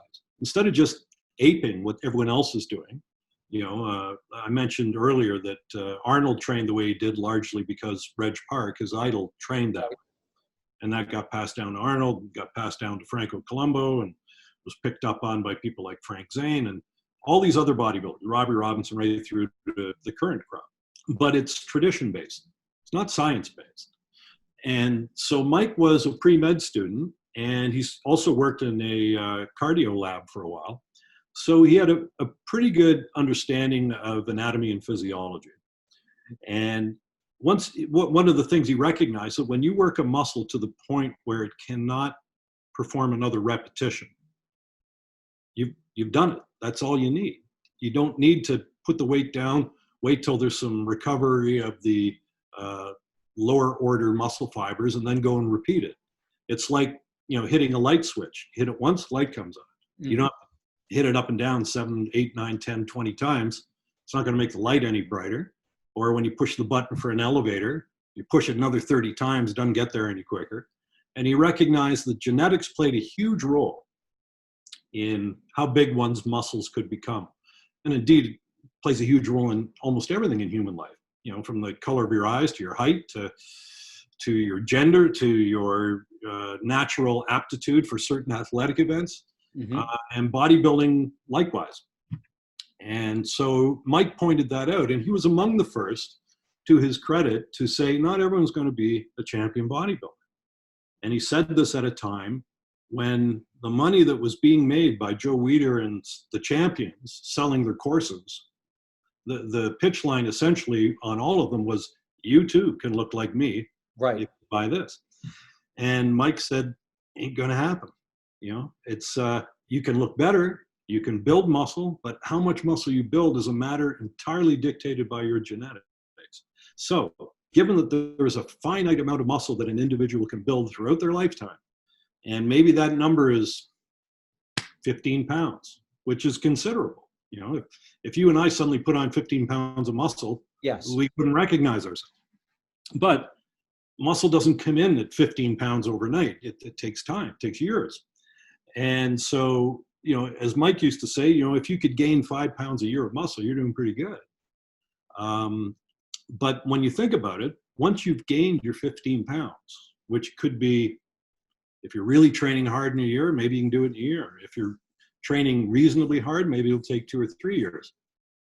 But at some point, you're going to bump up against that genetic cap, that ceiling. And at that point, how much of a mistake would it be to then double, triple, quadruple your visits to the gym? You're not going to get any more gain, but you are going to, induce a ton of wear and tear in the joints, trying to push a level of adaptation that isn't going to come. Mm. So Mike pointed this out and said, consequently, why don't you just do, not as much exercise as you can tolerate, but as little as is required to, advance toward that goal. And don't forget that recovery is every bit the equal of the workout. The workout is a stimulus. It acts upon an organism, your body. And your body, given time, then produces an adaptation or a response. In the case of bodybuilding, a bigger, stronger muscle. But if you just go and train, all you're doing is reapplying the stimulus, reapplying the stimulus, reapplying the stimulus. And I liken it to this. If you cut or burn yourself, that too is a stimulus. It's a prompt for your body to produce new dermis, new skin to close the wound. Mm-hmm. And the next time that should happen, just, offhandedly, just observe how long it takes that wound to close. And that's a tiny little bit of skin, of tissue that has to be produced. Mm-hmm. Usually 2 weeks, 1 week, 2 weeks, somewhere in that neighborhood. It never happens in 24 hours. So using the burn on the element of the stove was the stimulus, like the workout, to produce an adaptation. And your body rests and the adaptation produces, just like you rest your hand and now the skin starts to grow. How little sense does it make to say, it's not healing quick enough. I'm going to reapply that stimulus. I'm going to put my hand back on the stove 3 or 4 times. All it does is short circuit the growth process. So these were concepts that no one had ever really heard of before. Mike brought them to bodybuilding and into an arena where More is better. If you're a big, strong, tough guy, you got to train more than everyone else. And he was shaking his head, like, why? Like, for example, when Arnold won the Mr. Universe contest, I think it was in 1969, he was training a la Reg Park, which was, Arnold's method was typically twice a day workouts, 6 days a week. Each workout was on the order of about 2 hours. How many sets? No idea. 20 sets, 40 sets of body part, whatever, probably 20.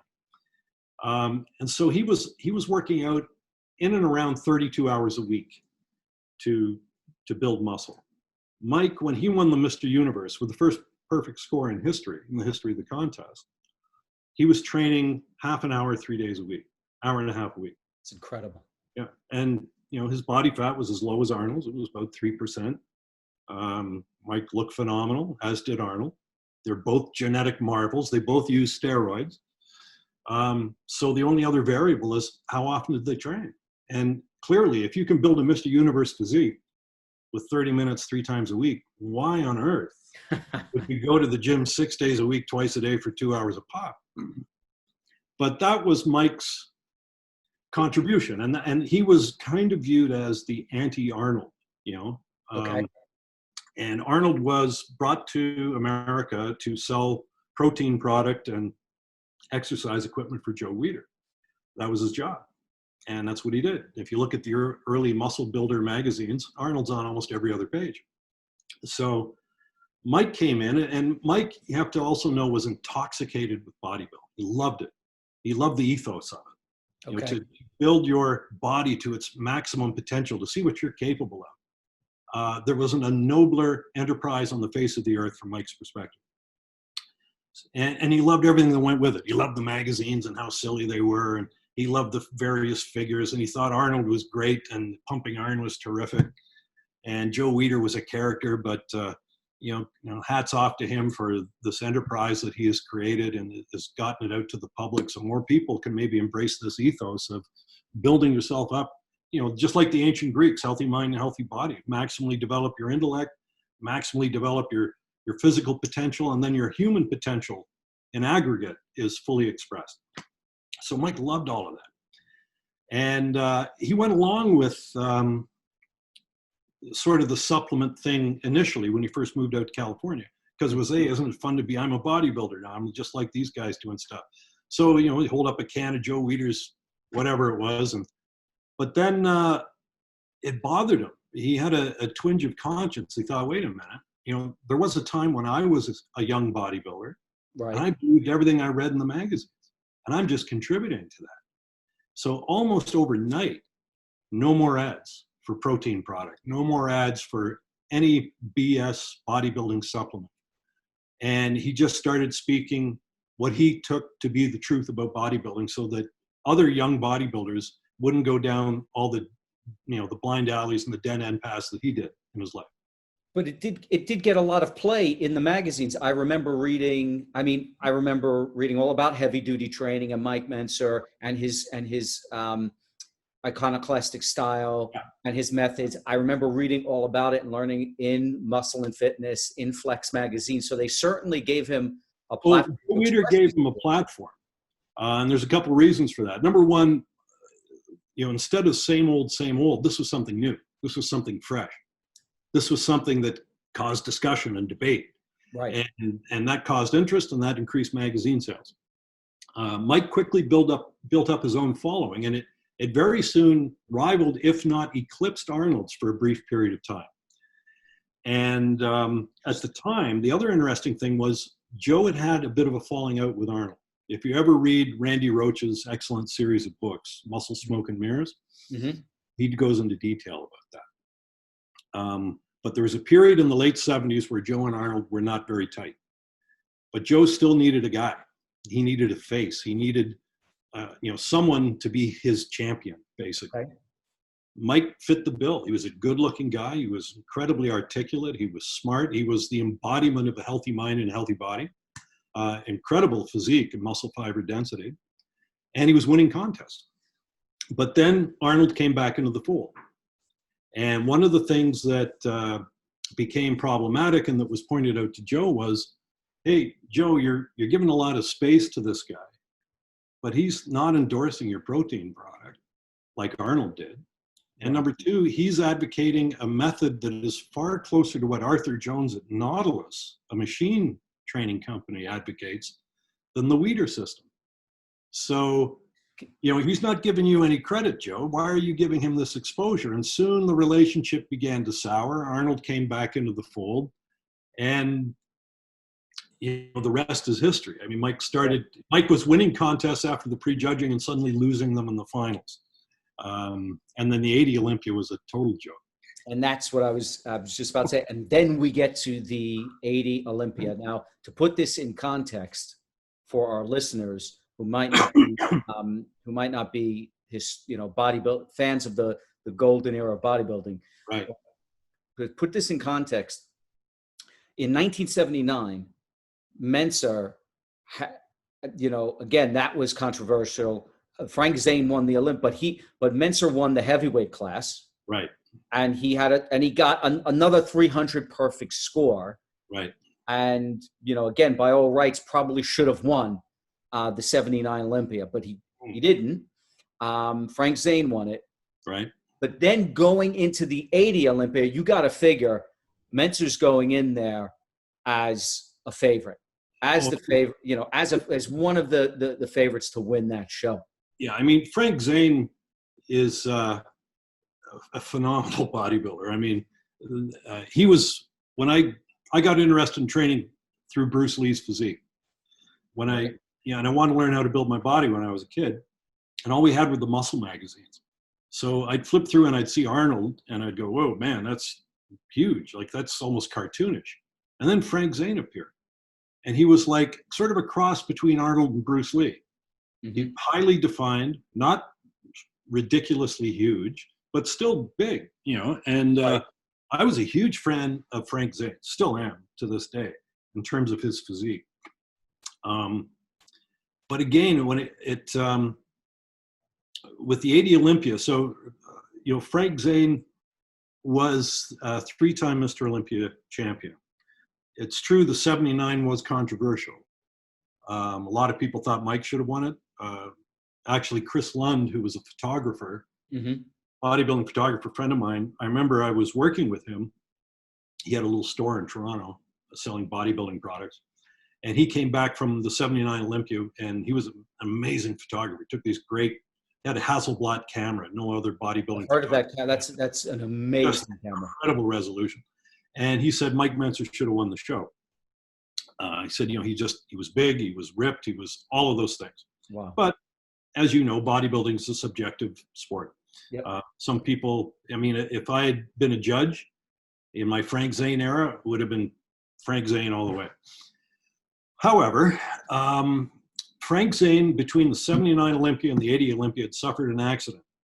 You got to think the defending champ is the favorite going in. But he had an accident. He was sitting by his pool in Palm Springs, and his chair collapsed. And he had internal bleeding. He was in the hospital for 8 days. Wow. So he lost a fair amount of muscle. And the very fact that he showed up and competed at all is a testament to his character.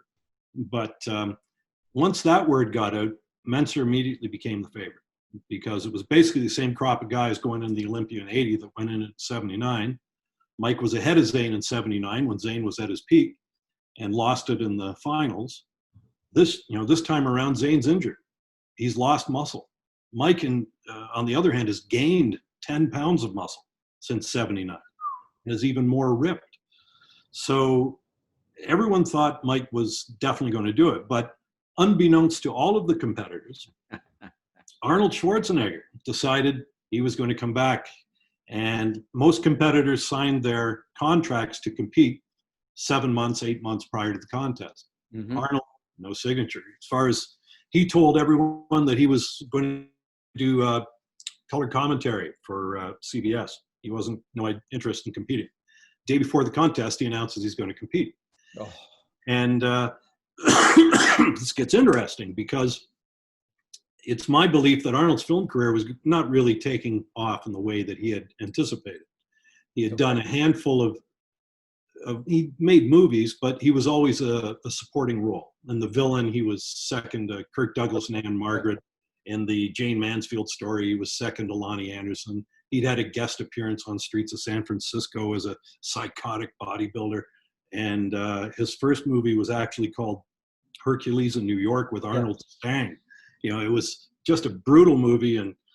And Hollywood and the production company, even though they'd signed Arnold for Conan, which was going to be his breakout movie, they were having second thoughts.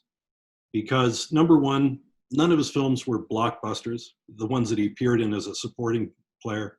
Number two, his accent was still considered problematic to a lot of people. And there was no shortage of musclemen that could step in and play Conan. So I think Dino De Laurentiis and company were thinking, is this the guy we want to risk a $15 million film production on? And the other thing was Arnold had been out of the game for 5 years. His last competition was in 75. So does he still have the following? Wow. Is he going to put enough asses in the seats that we're going to recoup our production budget on this? I think these were serious questions. And it occurred to Arnold that if he could win the Olympia again, the biggest contest in bodybuilding, number one, ABC Sports would beam it into every North American household, millions of people. He would be on the cover of every bodybuilding magazine again for another year. These are all good things to take to Dino and say, you know, I guarantee I have followers all around the world. Yep. I'm going to bring all the bodybuilding fans in to see my movie for him.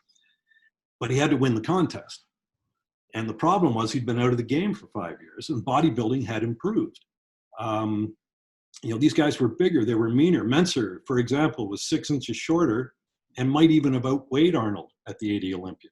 Wow. So, you know, that's the way it was. But the promoter, Paul Graham, was a friend of Arnold's.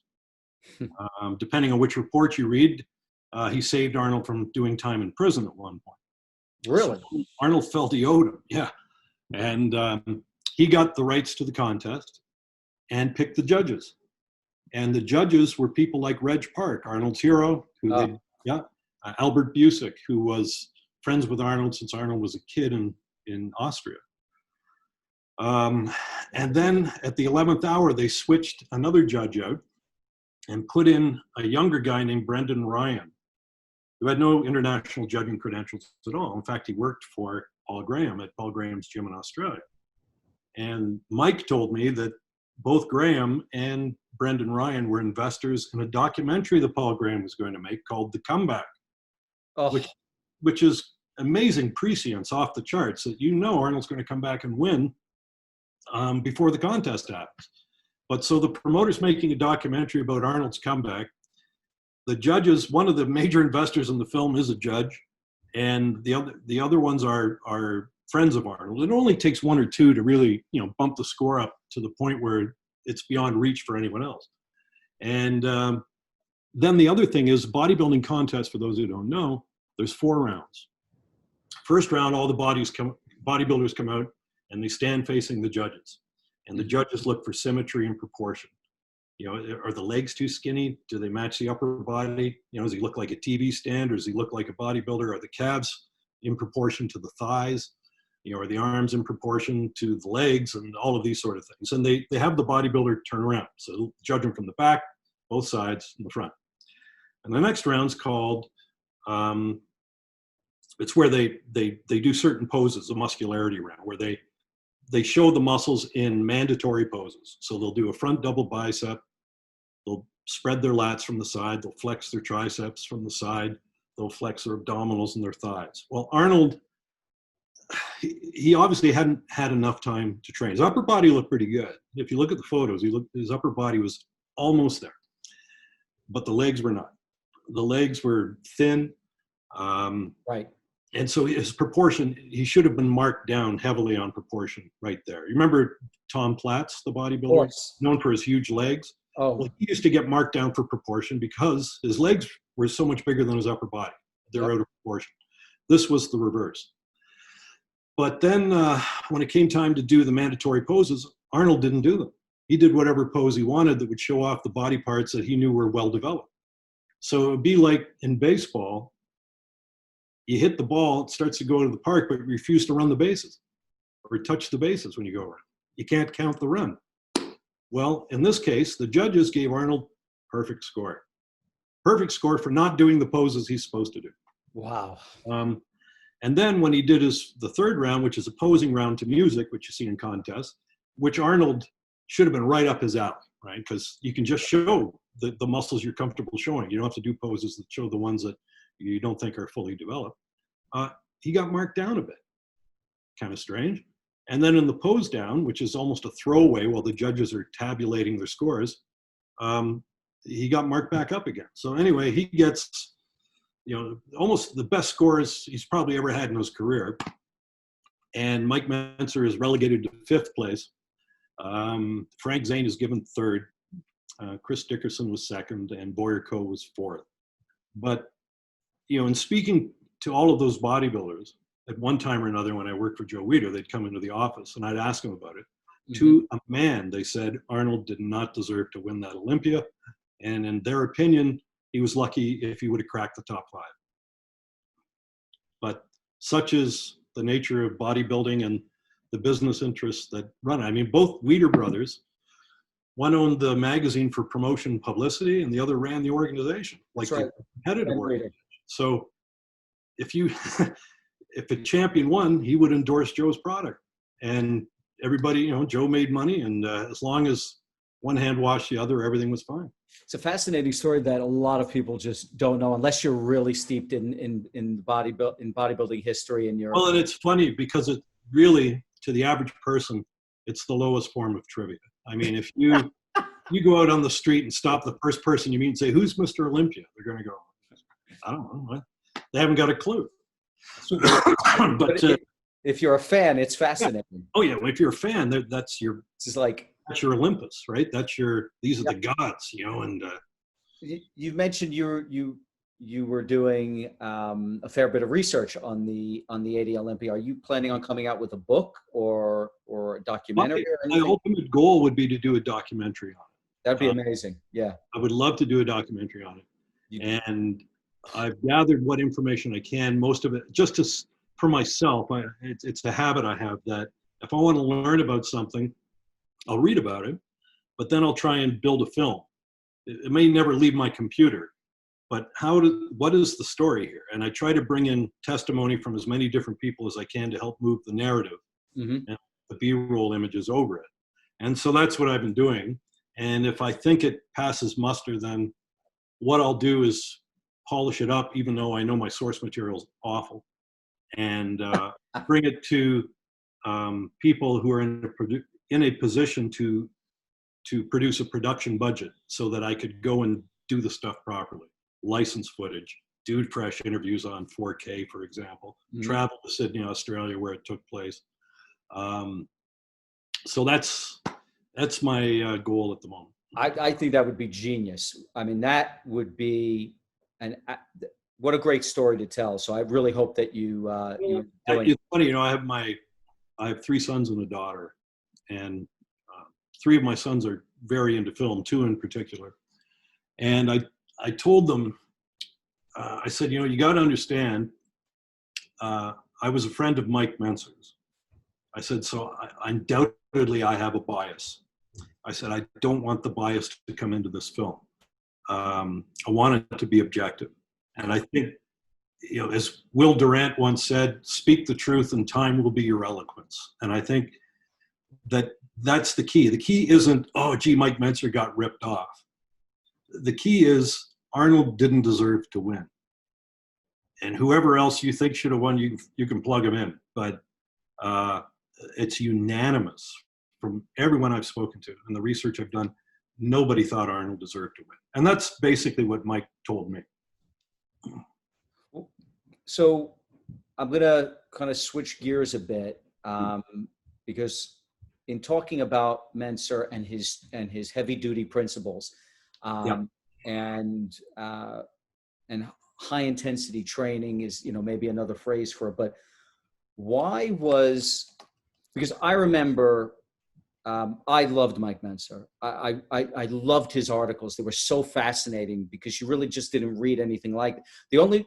The other writer that I enjoyed incredibly, and obviously I know you from back in the day from reading your articles as well, back in the day, though, before you were writing, Yeah. There was someone, you know the name, was a guy by the name of Rick Wayne. Ricky Wayne, yeah, great writer. Great writer. Bodybuilding writers of all time.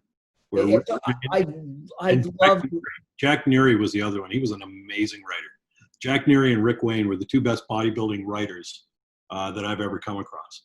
Mike was good. Mike was also up there, but these guys had a real gift. So this was the thing. So I'm a kid. It's I'm reading like these magazines, and then I come across Rick Wayne, and I'm fascinated by his articles. I come across Mentzer, fascinated by his articles. And what really starts to pique my interest is Mentzer starts talking about this philosophy called objectivism. Yeah. And he starts getting into Ayn Rand. And I'm like, what's this all about? And that turned me onto a whole nother world. And so what I'm curious about is why was Mentzer's training so wrapped up in philosophy, much like Lee's training martial art was wrapped up in philosophy. But why was Mentzer's training so wrapped up in philosophy, namely the philosophy of Ayn Rand?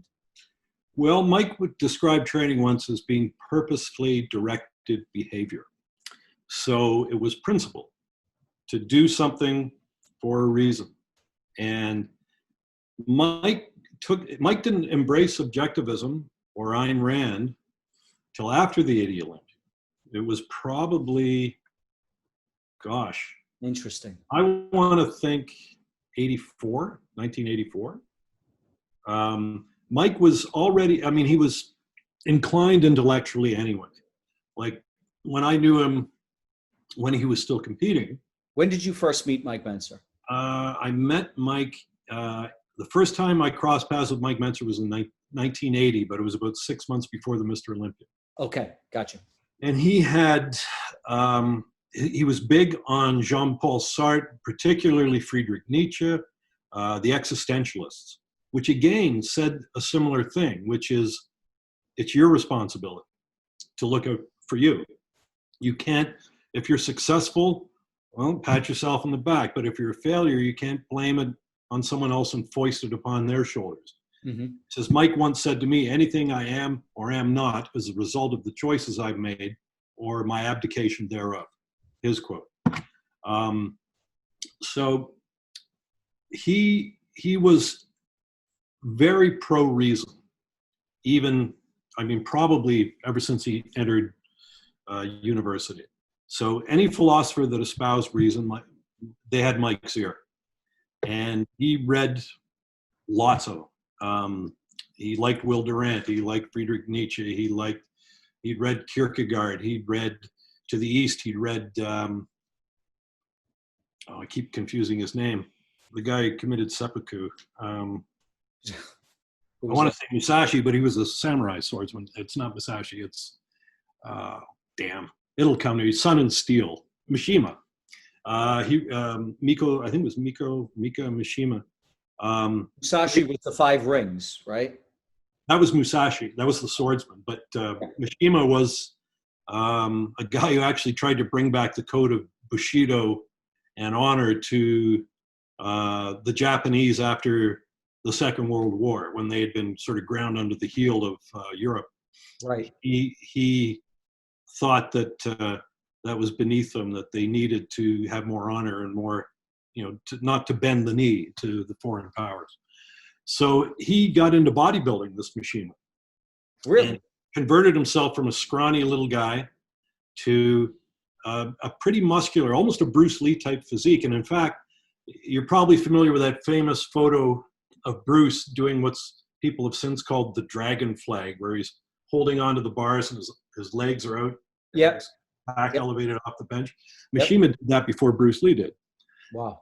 So I wouldn't be surprised if Bruce was familiar with Mishima, even obliquely. But in any event, Mike was inclined toward reason.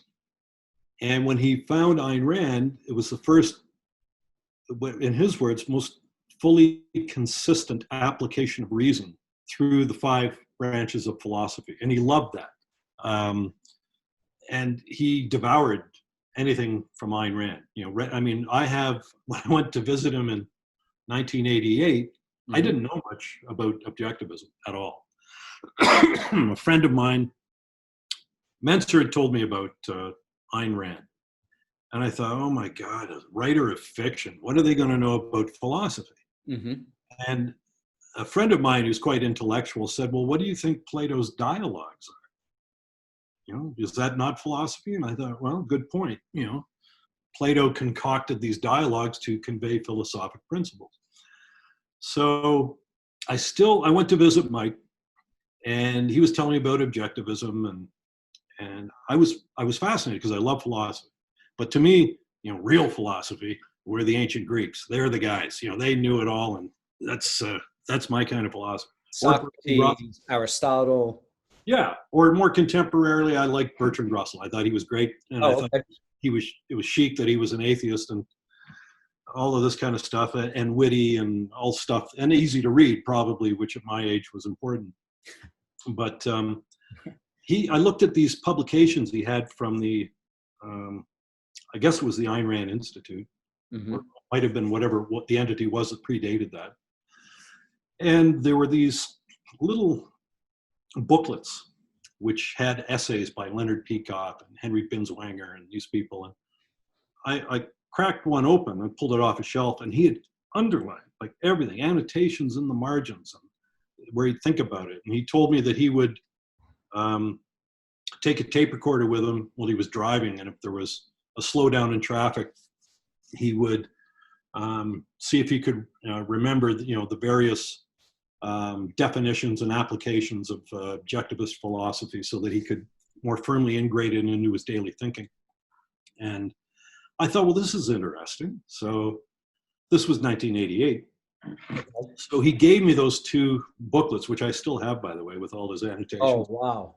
And I brought them home, and I thought, well, I'd go to the bookstore and I'd see Atlas Shrugged, and I thought, oh my God, look at the size of it. Right. Like, I have no interest in wading into that. But then I understood that I sent away for their catalog, excuse me, which had different products they're selling, audio lectures and books and things like that. And I saw that there was a lecture course that you could rent. You couldn't even buy it then. You had to rent it, of Leonard Peikoff on the principles of objectivism. It was a 36-hour cassette course, and you only had it for X amount of time, then you had to send it back. Okay. So I remember sitting in my living room and playing these tapes every night for however long it took to get through all of those tapes. And I was very impressed with Leonard Peikoff. I thought, because he was coming at it from an academic perspective, just like my love of ancient Greece. You know, he knew the context of where Ayn Rand fit into all of that in the history of philosophy. And he had an audio lecture series called, indeed, The History of Western Philosophy, and he finished with objectivism. And so after I'd finished listening to that, I thought, this guy's good. Like, he was funny, he was witty, very intelligent, and he explained objectivism in a manner that was easily digestible.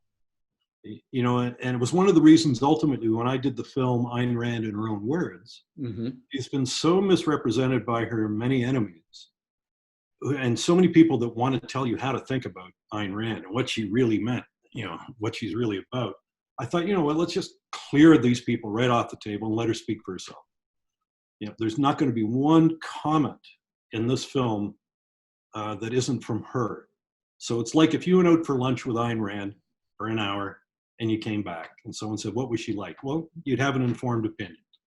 But if you went out with her enemies, you would have no, or even her acolytes, you know, people that, you know, hang on every word she says and parrot what she says without any digestion of her own thought and how it applies to their lives.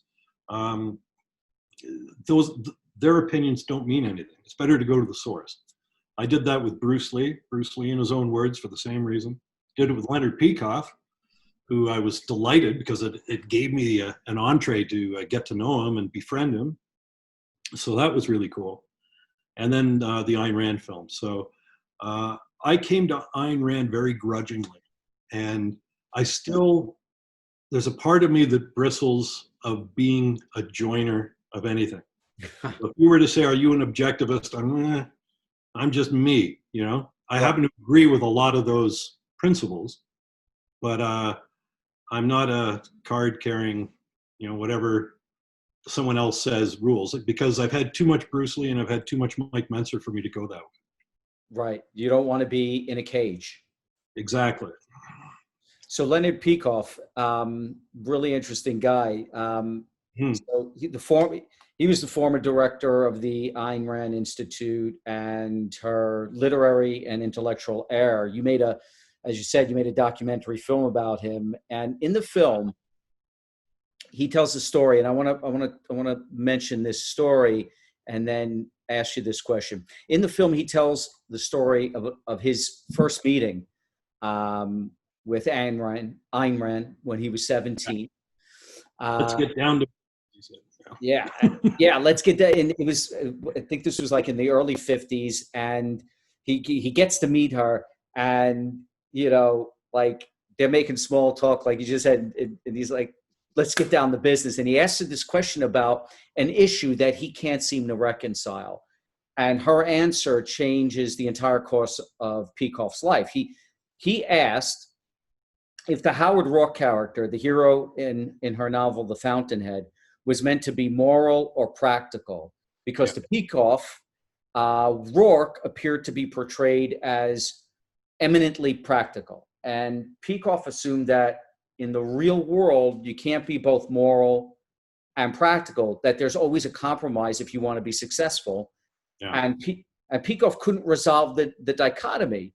How can you be moral, practical, and successful? So Ayn Rand explained the problem with the dichotomy of the moral and the practical. And she said that if you had a rational code of morality, one that was based on reason, then it will work in reality and allow you to achieve your goals. And that conflict really only exists because most people base morality on the irrational, right, spiritual, right, on superstition. But if you derive your code of virtues on what is required for people to live in reality, then the more moral you are, the more successful you will be. And Peikoff said he was, and this is in your documentary, right? Peikoff says he was blown away by this explanation and said it was like a revelation that you could, he now saw that you could actually have ideals and practice them and still be virtuous and moral and successful.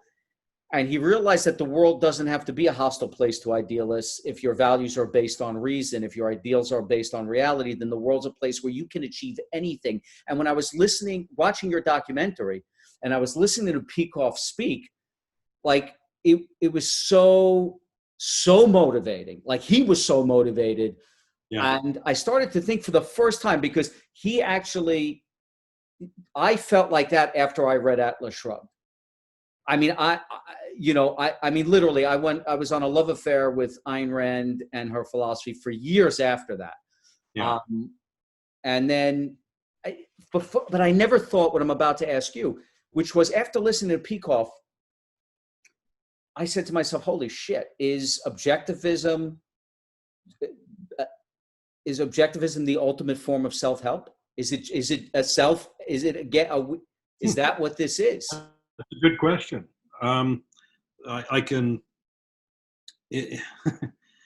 know to Mike Mentzer it was. I can say that. I mean, in terms of my own experience, I haven't, as Bruce might say, emptied my cup fully enough. My psyche still contains a lot of philosophy from disparate sources. Okay.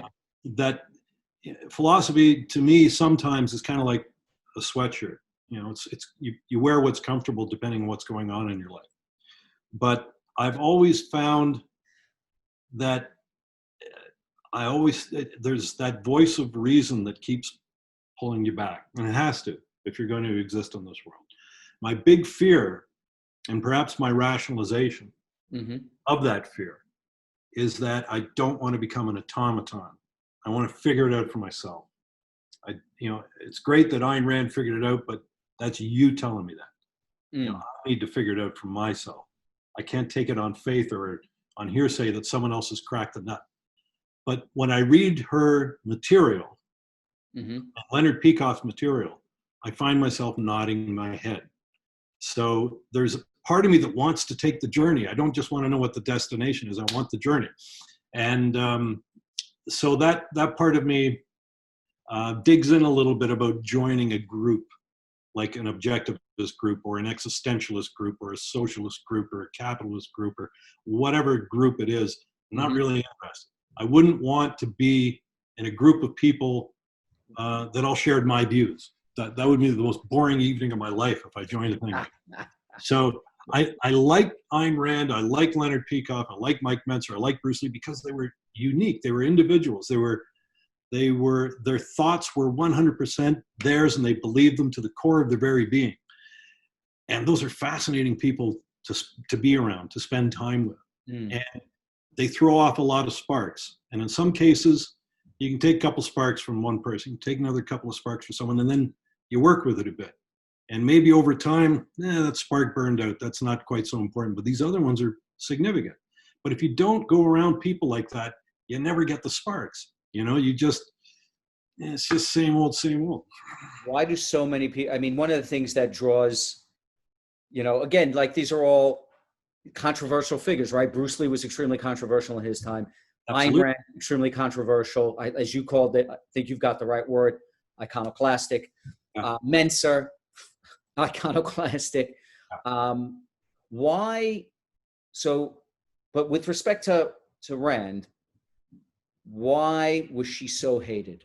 I mean, I know why, but I'm doing this for the audience. Well, Leonard Peikoff told me, he said, you can't challenge what people have held near and dear for 3,000 years and expect people to say how wonderful you are. He said, you're putting your head in a buzzsaw and you just have to know you're doing that.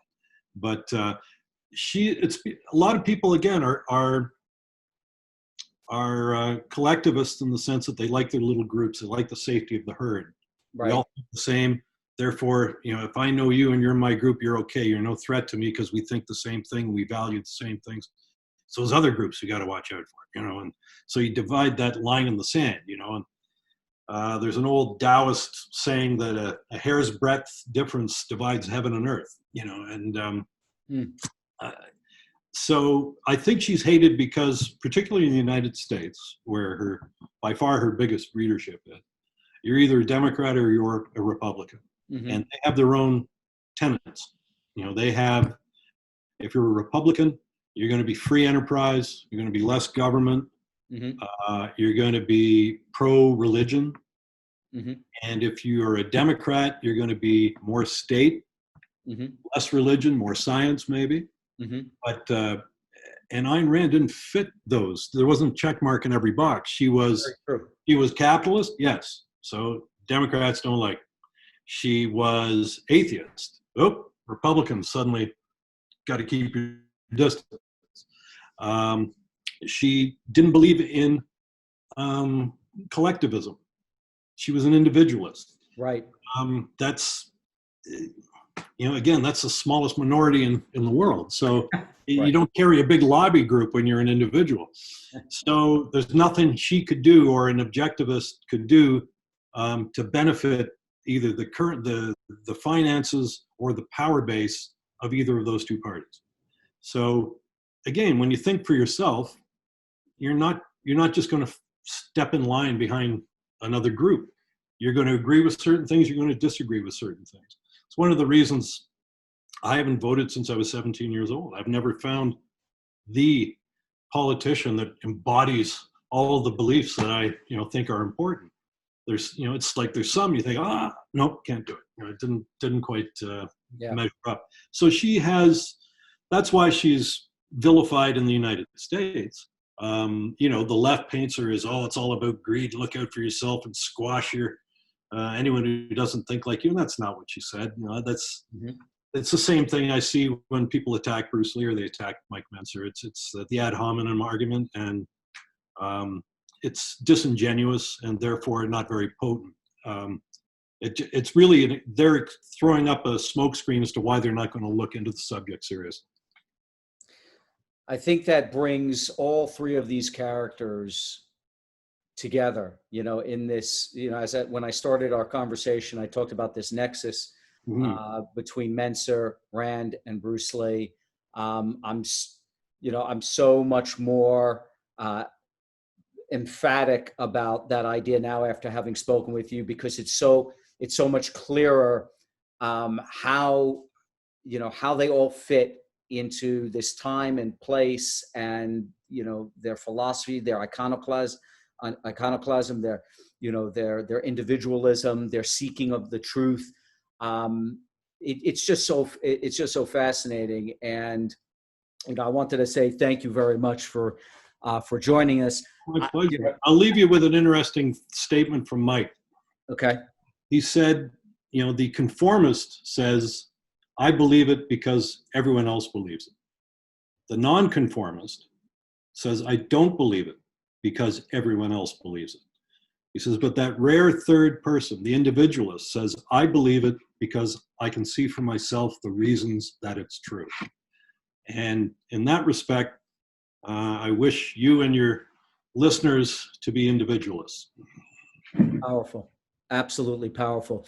I got to tell you, I hope you'll come back, John, because actually there's so much more I wanted to ask you, and I would love to do another episode where we get into Arthur Jones, Nautilus, the Colorado experiment, and all of that stuff. I'd love to do a show about that if you're up for it in the future. Up to it. Yeah, and it's been a pleasure speaking to you, Lawrence. Thanks for having me on. It's my pleasure. And if our fans want to learn more about you, you've got the documentaries, the books, also the books on training as well. If anyone wants to understand the Mike Mentzer style of training, you're the author of it, right? So where can anyone learn more about you and your work? I don't have designated web pages for any of the things I've created, because they were always things that were done out of interest at the moment that I did them. Okay. And then on to something else. And so I don't really bang the drum very much. Most of my products or books or films are available through Amazon, for example, or any retail outlet that sells books or videos.